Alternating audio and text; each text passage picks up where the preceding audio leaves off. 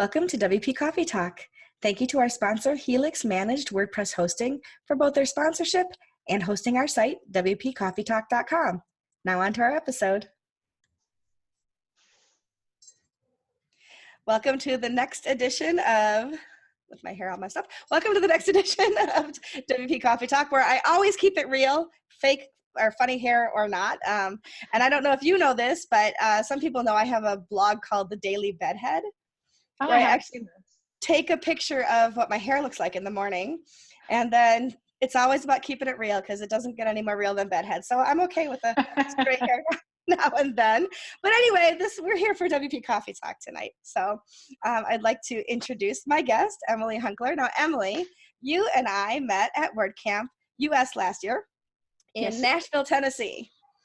And I was one of the crazy people at the give table. There were 3 women in my group that year. We all got tattoos. Yeah.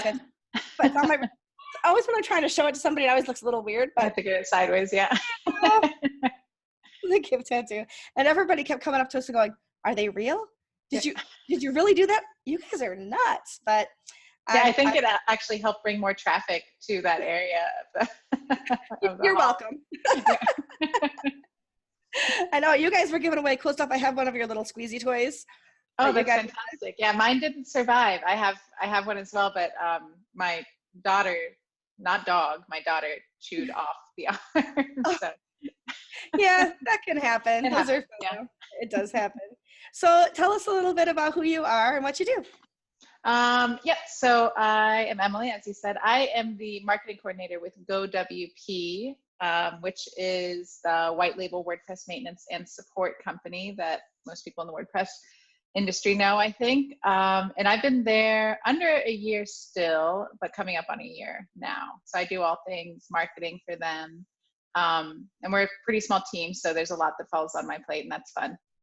And then apart from that, I'm a mom. So I've got 2 little girls, a 2.5-year-old and a almost 4-month-old at home here. And yeah, that's pretty much that's a lot right now for me. So you definitely have a lot on your plate, don't you? Yeah. But that's what makes life fun. It would be boring any other way, right? It certainly would, yeah. That's awesome. So let me see what mug you chose to show us today. It looks pretty plain and boring from the looks of it, but there's a story behind it. Well, tell us the story.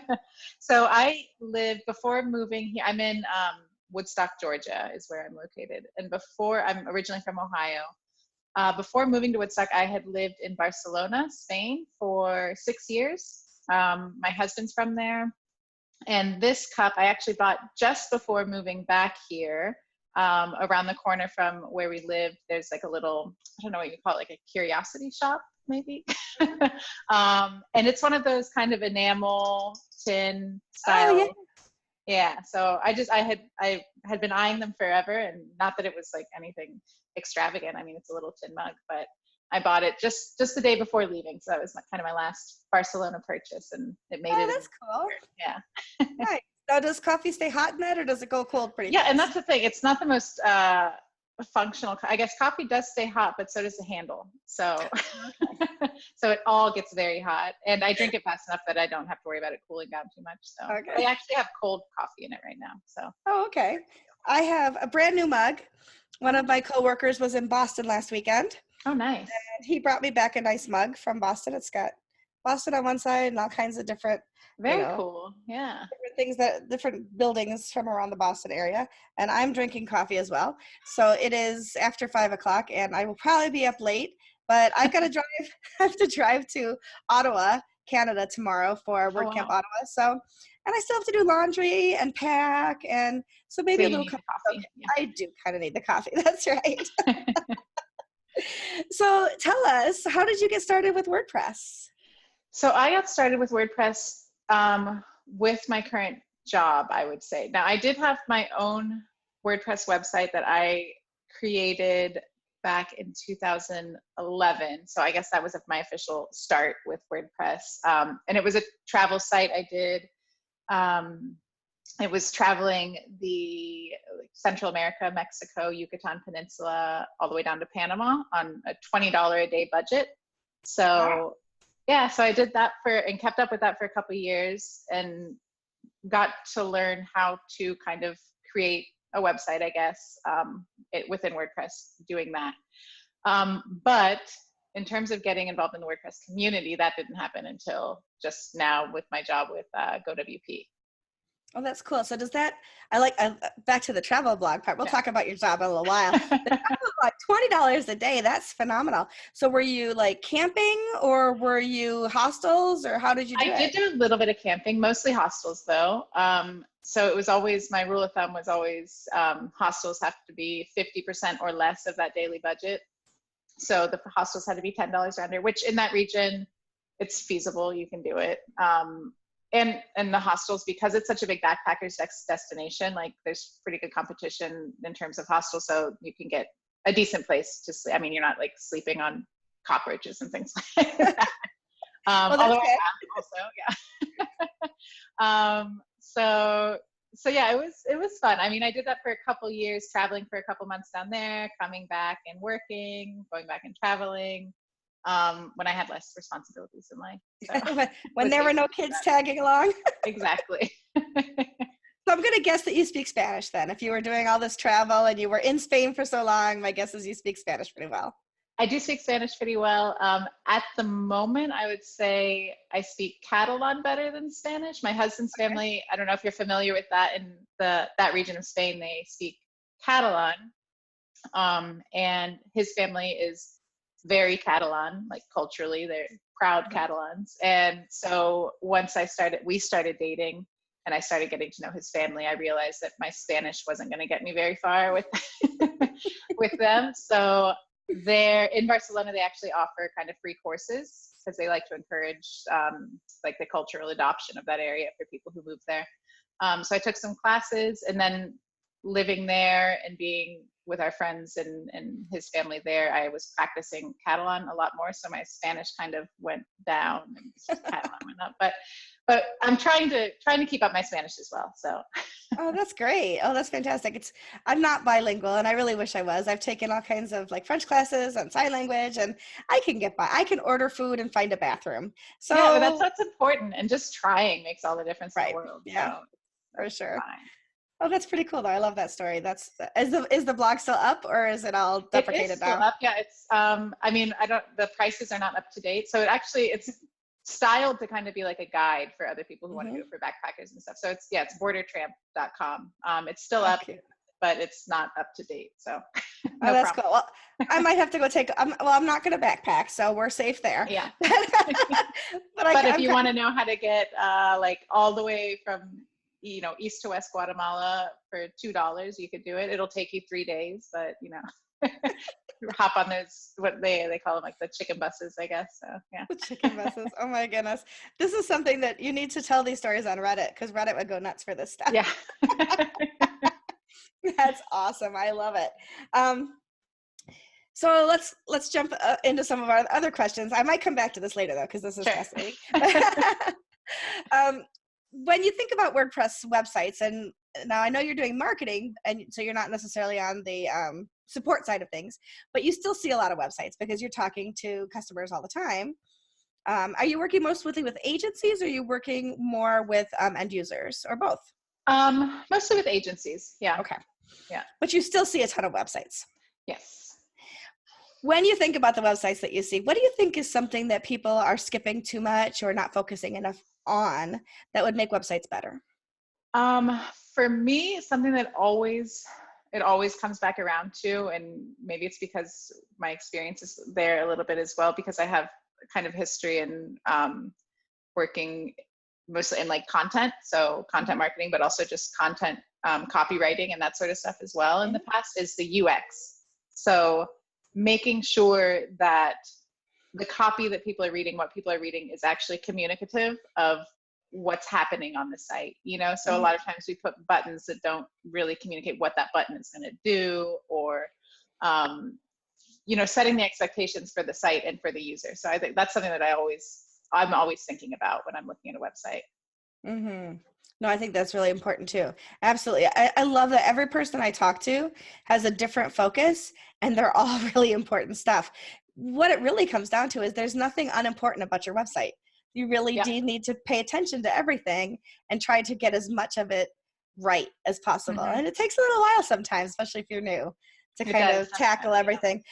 And when you're building a site all by yourself and it's your own site for a business or something, you're less likely to get it all right the first time than when you're an agency, even if you're a freelancer who's now used to the soup to nuts of it all. Yeah, So, and but definitely doing that, like user testing, I guess too, you know, even mhm, as in, and you can do it super informal, like have your brother test your site, you know, or just yeah. anybody who's not you, like go through this and write everything down, tell me what your Mhm. impressions are, what didn't make sense, what does make sense, that sort of thing. Yeah. Oh, that's great advice, actually, for sure. To have somebody who's not familiar with Yeah. everything And to be be like, a you know, user. I did this, and I was expecting this to happen, but that didn't happen. Like and a Yeah. lot of times people will be like, it's no big deal. Like, I get it. But it's like, no, that is a big deal. Like, I'm glad you said that. Let's take a look. Right. Yeah, Yeah. because I can always make it better. Mm-hmm. Exactly. Yeah. Oh, that's great. I love that.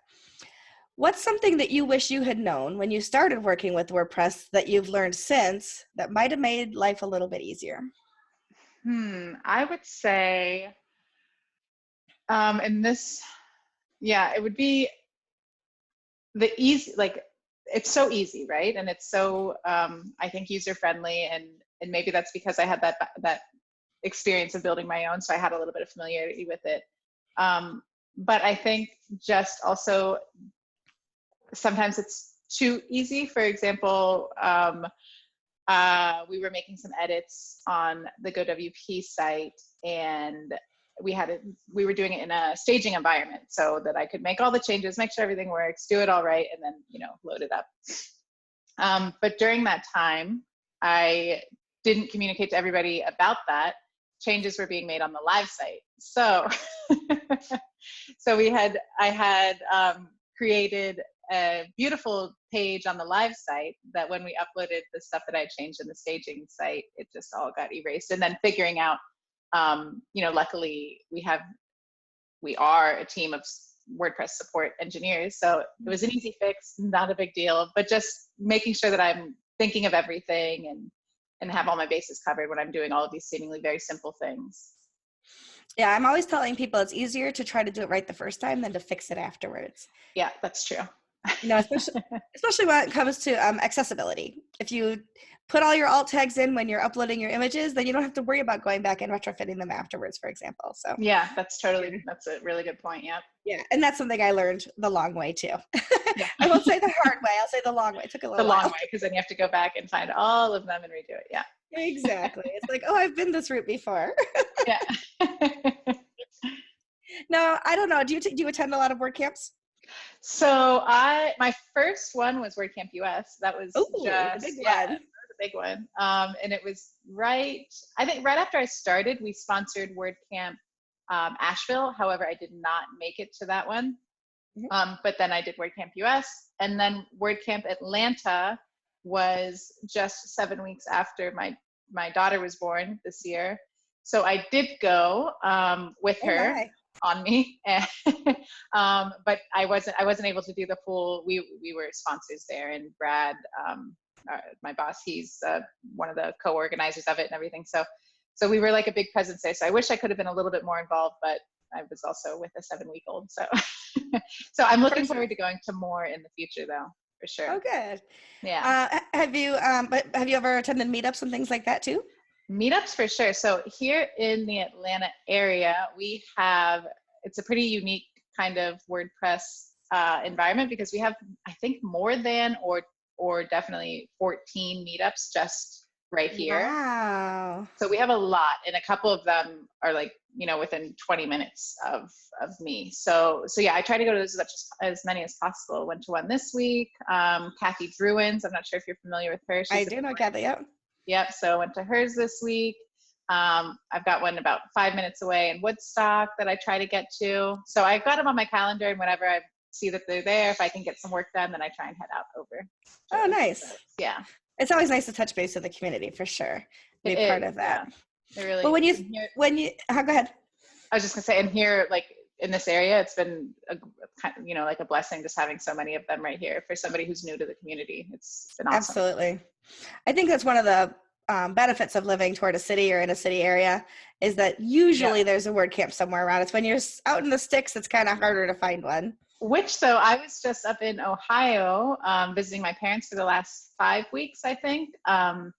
And that's in Athens, Ohio, Southeast Ohio, tiny town, like nothing around it. It's a little over an hour and a half from Columbus, which is the largest city there. And there was a WordPress meetup that I went to there. I mean, there were 5 of us there, but I went. It was I think it's organized by a WordPress happiness engineer. I can't remember his name off the top of my head, but yeah, in that meetup, they were meeting with the Columbus WordPress crew planning Columbus WordCamp, which I guess they will be having this year. So hopefully I'll make it up to that one too. There you go. That'd be awesome for sure. Yeah. Well, that's cool. When you think of the meetups you've been to and the WordCamps that you have been to, is there any like moment that just kind of stands out to you as something that was kind of inspirational or kind of a pivotal moment for you? Something that just really stood out? Yeah, definitely. So moving, I mean, this is kind of a bigger picture than one specific moment, I think, but for me, that's kind of how it was. So before moving here from Barcelona, I was kind of I worked in the tech industry over there, working for some startups and stuff. And so I was kind of trying to touch base with people here. We moved here for my husband's work. So I was trying to, touch base with some of the people here, seeing what the job field was like, job market. And I got in touch with Mickey Mellon, who has an agency here in Marietta, and said, "Hey, I'm Emily. Sent my resume and said, I'm coming over. Who should I talk to? Like what's going on? What happens in this area? I like to get involved. What's going on?" And he sent me he's like, "You need to go to this meetup. Check it out. You'll meet people. It'll be great." And that was I think it was the Brighter Web Meetup. It might have been the WordPress Meetup though, but there's where I met Kathy for the first time. So it was just after like landing, touchdown in the Atlanta area. I meet Kathy. She comes and tells me, straight out, "I'm the person you need to know." She's really shy. Yeah, exactly. "My name's Kathy Dern, and I'm the one you need to know." I don't know if she remembers this, but it is burned in my memory. So for sure. I love it. Yeah, and then it just hit me then, like, these are the things I need to be going to. This is how I'm gonna network, meet people, find jobs, whatever, and that's how it worked out. So yeah. Oh, that's awesome. Yeah, now Kathy's on the US team this year, right? WordCamp US. Mm-hmm, mm-hmm. And I am too. So I've been awesome. interfacing with her a little bit. Yeah, so that's kind of fun. And we follow each other and remark on each other's Twitter things, of course. Twitter was down for an hour today. Oh my gosh, I saw that. Yeah, that's crazy. I think there are people who were shaking. Instagram were down last week, and now Twitter's down. Normally, Twitter's the steadfast, loyal. I know. Media, no? So, Twitter's Facebook page, people were posting on it like, "Why am I coming to Facebook to find out if Twitter's down?" This is so backward. It's so funny. Well, when you're in marketing, like you are, and like I do some, Twitter is something you pay a lot of attention to, especially in technology. Yeah, I mean, for sure. I mean, we post on Facebook too, and I'm sure you post on Facebook, and we post on Instagram, and we're in these other markets as well. But for tech, it really seems like Twitter is the place to be, and that's how you found out about this podcast, for example. Yep, exactly. Mm-hmm. So when Twitter goes down, it's like I think marketing people all over the world start to like shake, like, "Oh my gosh, what are we gonna do?" Like, updating the feed. Nothing's happening. Yeah. It's like, is it just me? And like you go to Facebook and you're like, is everybody else having problems? Or does Twitter just hate me? Right? Whereas before, when it's Facebook or Instagram down, you go to Twitter and you see the trending, Facebook, Instagram down. It's like, oh, okay, perfect. Yep. I know exactly. No. Slack was down, I think it was last fall, for almost half a day. On mobile, it was fine, but on the desktop version, you couldn't use Slack at all. Oh, I didn't see that. We use Slack like nonstop, because we're a distributed company too. Right. And it was like everybody's going crazy. It's like we started a Facebook group chat just to kind of stay in control. Yeah, I didn't see that way. We use Slack a lot too. I must have not been needing to talk to anybody during that time. You must have been. Maybe you were on maternity leave. I don't remember exactly what it was. Yeah. It might have been this year. I don't recall. So tell me a little bit more about what GoWP does and what you do with it and how people, especially agencies, might be able to use you guys. Yeah, so we are a white label WordPress maintenance and support service. We work with agencies primarily. We do have some business owners as well, but primarily we work with agencies, and we, really help them succeed is kind of what we like to do. So it's these agencies that they have a lot on their plate, right? They're designing, they're doing all this stuff, and maintenance and support just eat up their time. I was talking with, I'm not sure if you know Kronda Adair. She has Carvel Digital. So I was talking with her a couple weeks ago, working on a case study for us. And what she said is basically, before she had GoWP, before she had outsourced the maintenance and support and all that, before she was doing that, she hadn't taken a vacation. She was constantly having to drop everything, all of her kind of long goal work, long tail stuff, and do these maintenance and support tasks. So yeah, we help people like her take that off their plate so they can do their good work while we take care of, the smaller things that are also very important to their customers. Like, hey, my site's down, who can fix it? And we can do that for them. So that's GoWP. Awesome. And what I do for them is the marketing. So we've really kicked it up with our webinars, for example. So that's something we've been working hard on.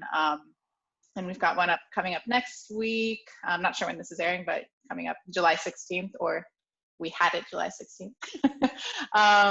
So we've got that, working on doing those, just doing a lot of kind of material to help both our customers and our potential customers. So people who subscribe, who aren't necessarily our customers, we still want to help them and give them valuable content and all of that as well.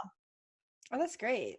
So I was a freelancer for 5 years, and I was managing, at one point I was managing I built 300 sites over the course of 5 years, but some of them were just like one pagers or whatever. So, I mean, it sounds more impressive than it really was, but it was a lot of work. But at one point I was managing about 80 websites at a time, and I was that person. I thought I couldn't take a vacation. And I found another freelancer to like cover for me while I was on vacation, so I could actually take a vacation. So my daughter, who is an adult, was, your daughters are children. My daughter is 27. She's recently engaged, as a matter of fact. Oh, congratulations. Thank you. She'll still be engaged when this comes out, because she's not getting married till next year. But she was going through my email on a daily basis, and then she would forward anything over to the other freelancer in case there was something that needed to be done. He had all my passwords, all my logins, so that I could actually take a vacation. I actually turned off my email on my phone so I wouldn't be tempted. For a full week, I was in the Dominican Republic. It's amazing that you were able to do that, though. That's great, because, I mean, I know that's a hard thing to disconnect from. It is. As a result of that, I wrote a book last year and published it called A Good Firm Handshake and Other Essential Business Tips. And I think it's the last chapter, is why entrepreneurs and business managers need to take vacations, because we really do. We need to recharge our batteries. So I had to, practice what I preached. Yeah, definitely. It's so true, though. And the cool thing about this, and when I was talking with Kronda, because, doing these case studies, it's been a great reminder for me about, why we do what we do. And like, our slogan is creating happiness. We create happiness. And since I don't interact daily with customers, I don't see it all the time. But when I do get that chance to go one-on-one with our customers, I see like, we are doing a great thing here, because yeah, they're able to say like, I have a team of people who are going to do all of these things for you in your website. And it's not just them handling everything behind the scenes. So exactly. Yeah. Makes a big difference for sure. Sure does. Yeah. I can't imagine like the situation you just explained. It would be too much stress for me, I say. It really is. It really is a lot of stress. And even now that I don't work for myself, I have people that work under me at Give, and I'm always like, I'm on vacation, but I should just check Slack and see if they need me. And then I'm like, no, there's other people that work there too that can answer their questions. So yeah, and being able to do that is important. Yeah. Yeah, it's not easy though. You're right. If you're the kind of person who likes being manager, likes being a freelancer, it's hard to let go of those things. It is, definitely. And yeah, just being able to say, like, I think the mindset of a freelancer is always like, I can do it all. I work for myself. I'm a one-man team, one-woman team. I can do everything. But it's like, yeah, you can, but you don't have to. Like, right. you can bring some people in to help you out. And you might be happier if you didn't do it all. Definitely. Yep. Yeah. The first thing I tried to outsource was billing, because I was like, I do not want to be the person who designs the site and then says, by the way, you owe me money. Yeah. or even worse, by the way, you're late on your payment, right? So That's not fun. Yeah. I wanted to be the happy face of the company. So Smart. didn't always work out that way, but I tried anyway. Yeah. So let's move into our, what I call the rapid fire questions. Fun. Okay, you can take as much time as you need to answer them, of course. Okay. If you were to talk to somebody who's building their first site, what are 2 or 3 plugins that you would recommend that they use, and why? Okay, so this one's a little tricky for me because I don't design sites. I'm not doing that. So I don't know. I'm trying to think about the plugins that I use from the marketing side. So things like Yoast, if you're interested in, SEO, which I can't see why you would not be if you're building a site. So that's a big one. And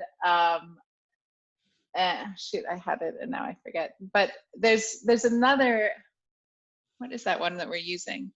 Blog promo, is that what it's called? I think kind of where you can put those, if you're into content marketing, that sort of thing, you can put the short code boxes into your blog saying, to help redirect the traffic on your blog. Because a lot of times you're getting people to come to your blog. If you're doing content marketing, you're bringing all these people in with organic SEO, but they're not leaving your blog, and unless you have just a blog, which is great, that's exactly what you want. But if you have a blog as a means to increase business, then redirecting them over to the rest of your site. So you can do that with those short code boxes. But I think it's called blog promo, but I can't remember exactly. So those would be my 2 big ones. Yeah.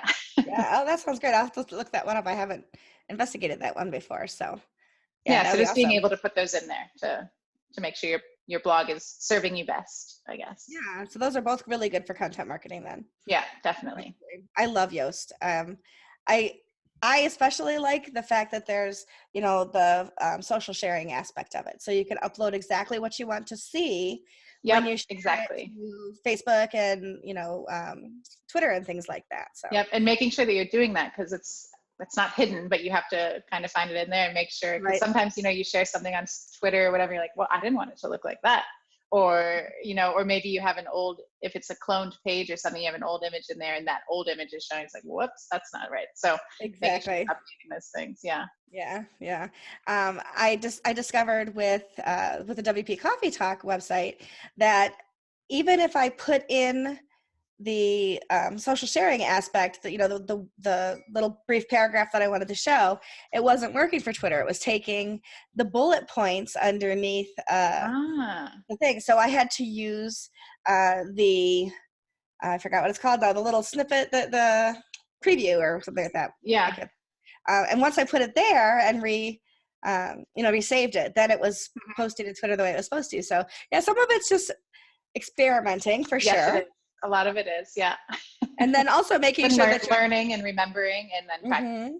Yeah. And using the Facebook tools for developers that allow you to scrape for new information so that you're actually seeing what you want to see and not what your website thinks it should. Yeah, exactly. Yeah. So there's a lot to it people aren't necessarily aware of, and even knowing that any of these things exist so that you can so that you can use them. Yeah. That's right. So anybody who's listening, who's only hearing this for the first time, message us. We will set you in the right direction. Absolutely. At any point in your WordPress journey or your work journey here at GoWP, have you had a mentor, and who was it? That one I would have to say Brad Morrison, my boss. So he is definitely a big time WordPress community guy. Of course, he has GoWP and he's been great. It's been really wonderful working with him. And something that he always reiterates and he makes sure that I know, because I am a lot of times the voice of our company, whether it's on social media or marketing efforts or whatever, is that it's because of WordPress that we exist. So we need to pay our dues or whatever. We need to understand that WordPress is a community, WordPress is people, and people really care about that. The people who do create WordPress and are constantly helping to improve it, they care and they notice when people are pitching in, helping out, or when they're not, so he's a big time, he's the co-organizer at WordCamp Atlanta. He always wants to help sponsor at the WordCamps we have in our region, and it's not because brings in business for us, because a lot of times it doesn't, but it helps.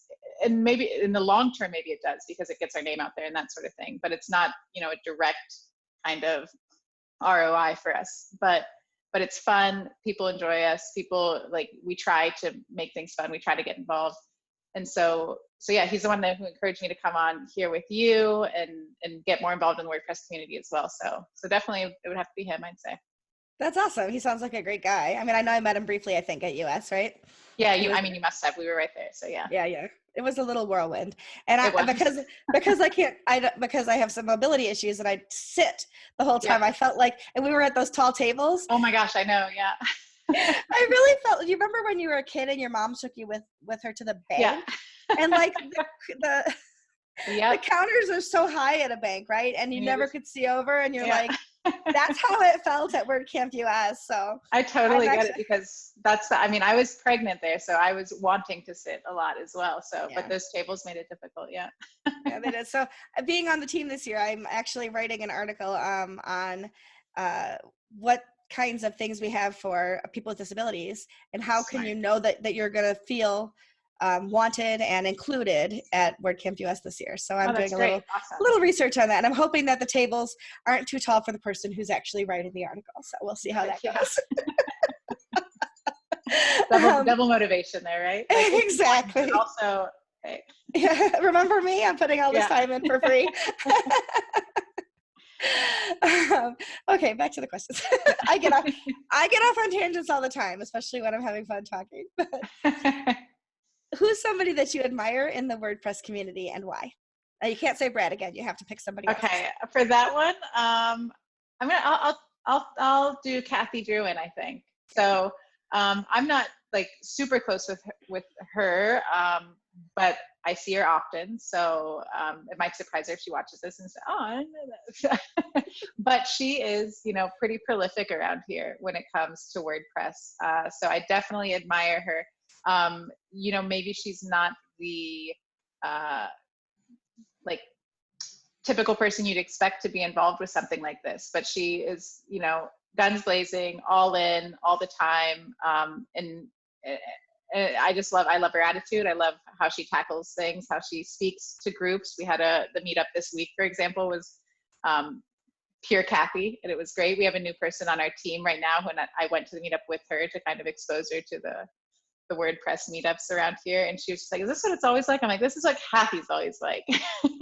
This is not what all of the meetups are always like, but it was a great representation of her, you know, her method of getting everybody involved. We were a room of about, I think we were more than 30 people in there at this meetup, and she knew everyone's name. Wow. Named them all, like went down the line, row by row, named everybody. So yeah. She's definitely a go-getter. She's a dynamo for sure. Mm-hmm. Yeah. I don't think if I've met her face to face, it was like in passing at a big WordCamp, but being on the same team with her this year, I'm really looking forward to a big hug, because, you know. Yeah, she's great. Yeah.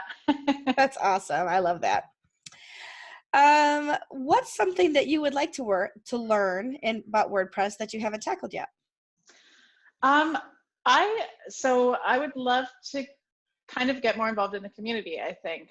In terms of what I'd like to learn, I don't know if I have a specific answer for that, but I just recently joined the marketing channel for Make WordPress, so I've got them on Slack now. I haven't said anything in there yet, but step by step. I'm in there too. Oh, okay, great.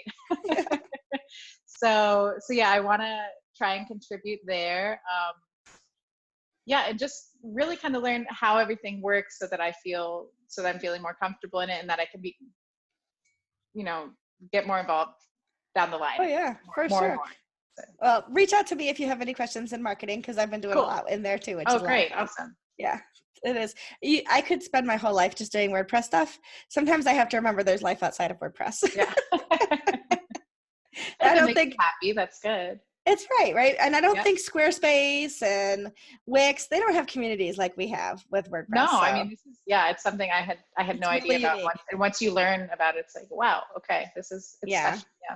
It really is, for sure. What's the biggest WordPress mistake you ever made, and what did you learn from it? let's go back to when I was making changes in a staging environment and the live site at the same time. And what did I learn about it? To not do that anymore.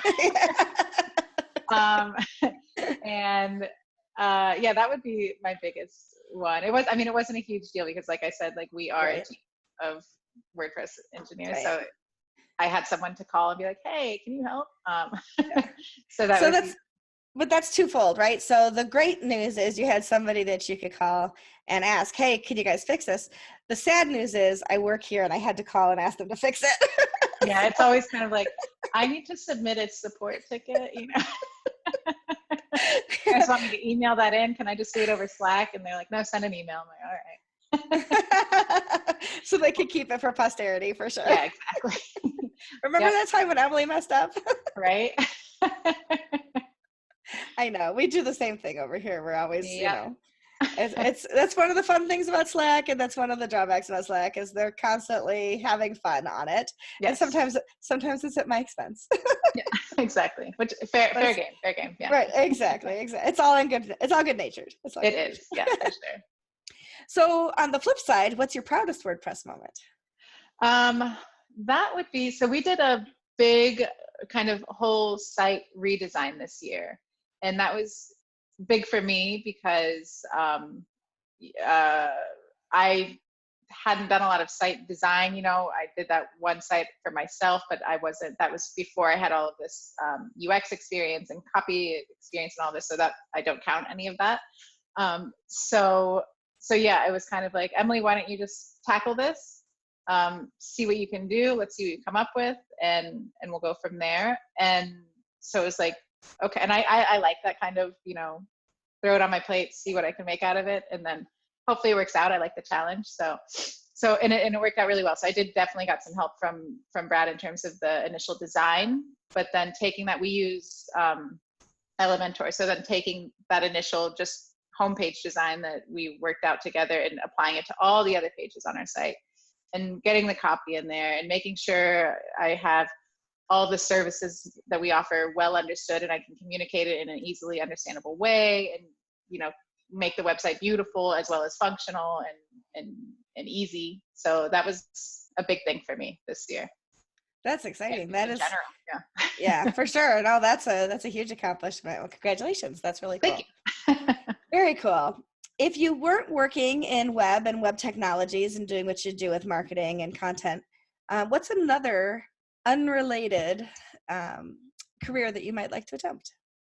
And I don't, well, you said might like to attempt, but I did attempt this one, so I don't know if it still counts, but sure. So, yeah, journalism. I studied it in undergrad, and I really enjoyed it, and worked at a newspaper up in upstate New York for a year and loved it.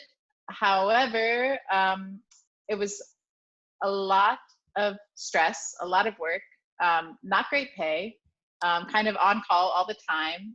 It was a lot of fun, but at the same time, I didn't see the longevity of it for me personally. So that's when I traveled and did all that. And then I decided to go back to school. I got a master's in digital marketing and took this route. So, but I still love it. I think it's a super important job for us to have in the world. I love newspapers, which also is kind of a dying profession, newspaper journalism.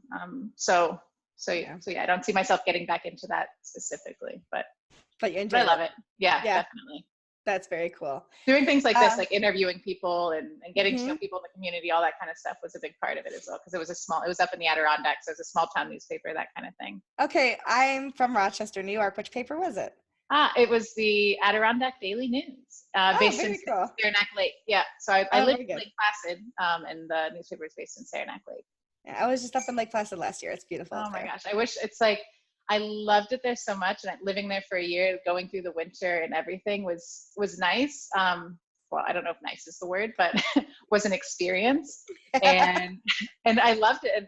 And I'd love to go back, but it's so out of the way, you know, getting up to that. Unless you live in that region, getting to that area, you have to like really get there. You have to plan it out. People have no idea how big New York State is because it looks small on a map, but to get from Rochester to like Saranac Lake is about 4.5, 5 hours. Oh yeah, So I mean, it's far from everything. Like just to yeah, get to the highway from Saranac, it's 2 hours just to get out of the yeah, park. So yeah, yeah. It's crazy. It's huge, huge. yeah. What's something on your bucket list? Um, this, I saw an interview recently. I can't remember who it was. I think it was like Kevin Hart or something like that, but it was on the Today Show. And he said, what did he say? He said, I don't like to help death out. So, so I don't have a bucket list because as you check things off, then what, you know? I actually call mine my living list. There you go. That's a better way of looking at it. Yeah. Yeah, but nobody knows what you're talking about when you ask it that way. Yeah, So that's true. okay, so what's something on your living list then? Just something you'd like to do. I mean, I think I try to live life by kind of getting things done that I want to do. So I just try to keep my life as interesting as possible. Now that's slowed down a bit now that I have kids, for sure. But you know, I wanted to travel all the time, so I did that website for Central America. I wanted to, you know, check out Barcelona, see what it's like. I ended up spending 6 years there, and like I really loved it there. So I don't think I really have a list, but just to make sure that I keep that going as much as possible. You know, now that we have kids, it's more like, okay, let's make sure we're making the most out of our weekends, going camping, doing that kind of thing, and not sitting on the sofa all the time or something. You know, just making sure that I'm keeping active and doing the things that I want to do, and not writing them on a list and not doing them, I guess.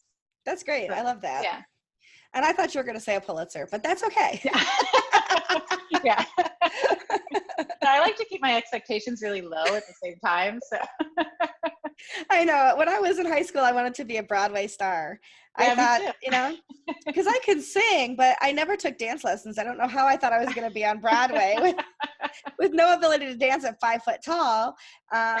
So I guess I'm never going to have a Tony Award, and I'm okay with that now. You've come to terms. You've come to terms with it. Exactly. But that doesn't mean it's not still a possibility out there in some dimension or alternate reality. Yeah, exactly. That other Michelle, she can dance her shoes off. Right? Exactly. Tell us or show us a hidden talent that you have. Gosh, so for this one, I was gonna say I can speak Catalan. So I already said it. That's very cool.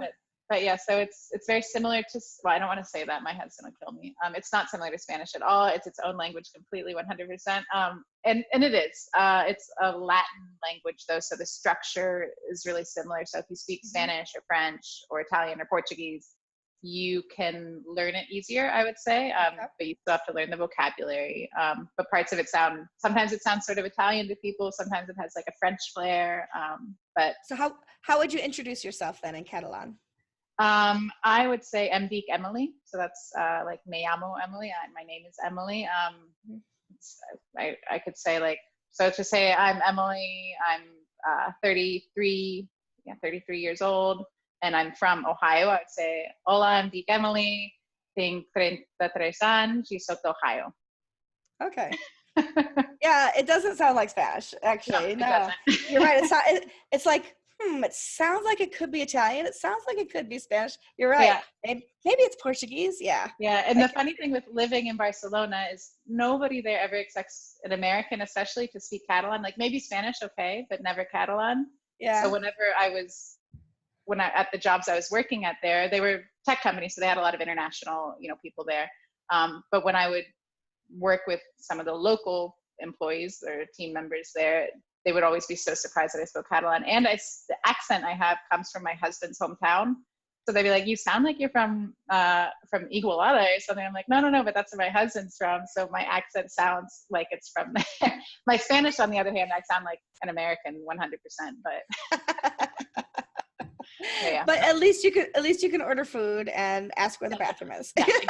The important things. Yep. A little more than that, probably. Yeah. That's awesome. Tell us how we can find you. So where are you on social media? Where's your website? So yeah, I hide a lot behind my company. So that's fine. So yeah, give us those details. Yep. Yeah. So it's GoWP Support is our Twitter handle. And that's me for the most part. And the same thing with Facebook and all of that. I do have Twitter. It's Emily Hunkler.